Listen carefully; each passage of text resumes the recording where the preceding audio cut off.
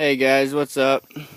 Um, I'm building a tire rack to accommodate some tires, and I'm just building it out of some rough cut lumber off the land.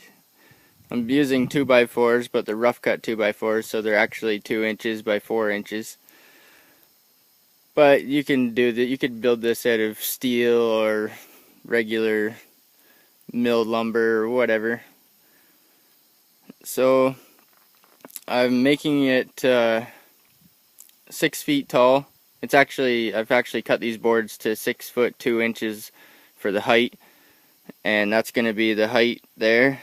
And I cut them. The length of the thing is going to be 8 feet long. I've actually cut them to 8 foot 2 inches, but like I said, these are not precise measurements. You could build it 6 by 8. So that's basically going to be one of the sides. So I'm going to build 2 of them, and there's going to be 2 sides to erect, and then it's going to be about 18 inches wide.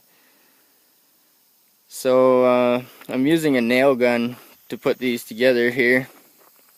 And I've got a 3.5 inch nail gun.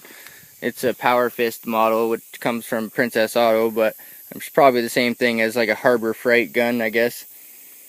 And I'm gonna load it up. I don't have very many nails to fit this gun, but I do have some here, and I'm gonna load it up. I just put 1 strip in there, and I've got 2 more short strips. So this gun has this draw slide here, and you got to draw it back, and it locks back there automatically. So first thing you want to do is draw that back. If you have a gun like this, you might want to disconnect the air line too. And you can see a slot right there. Let's see if I can see this slot right here? That's where the nails go in.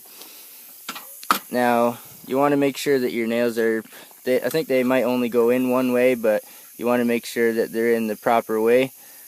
And when the gun strikes, it always strikes this top nail, so this one has to be in front of all these ones. So anyway, when you load it in, you put your nails in that slot there like that and slide them on down.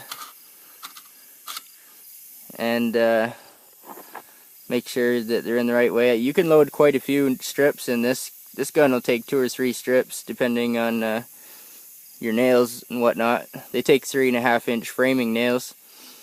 So this is a 3.5 inch framing gun. Just double check and make sure that I'm putting these in here the right way. And once you get your ammo in there, or your nails, you want to release this thumb lever here. You release that, and it holds the pressure on your ammunition or on your nails there. So the trigger, you'll notice the trigger does nothing on this gun, which is the safety on most nail guns. It doesn't. The trigger does not work unless you push pressure on the end. You might notice that the end here is spring loaded. So that's a safety mechanism where it won't shoot a nail unless you have it pressed up against something. So you can press it up against your board and then pull the trigger like that. But I usually hold the trigger down and then just tap it to get my nail where I want. So I hold the trigger down like this, and wear your safety glasses when you're running this thing. So I hold the trigger down like this, and I just tap it where I want. I don't know if that fired or not. I think that was a misfire.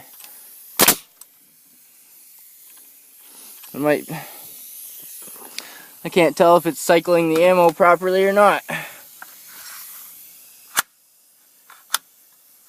One thing about these strips of nails, you can't leave the strips out in the weather, because if those cardboard strips or those paper strips get wet, it won't cycle the nails properly through the gun. There we go. So yeah, I've got some more lumber cut here. So I've got enough cut to make 2 of these sections. It's going to take 2 of these sections to make 1 rack, plus 18-inch dividers in between them.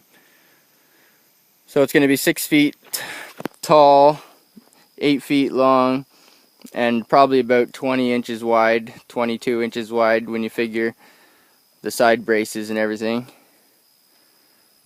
Anyway, that's just what I'm doing right now. I'll probably post an update or part 2 on this video,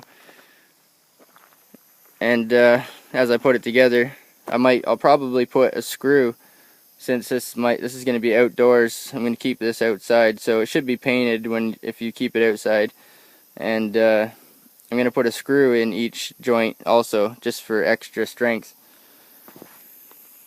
So if you want to see any more of this, or how to do it, or if you're interested in seeing the final what the rack looks like when it's done, check out part 2.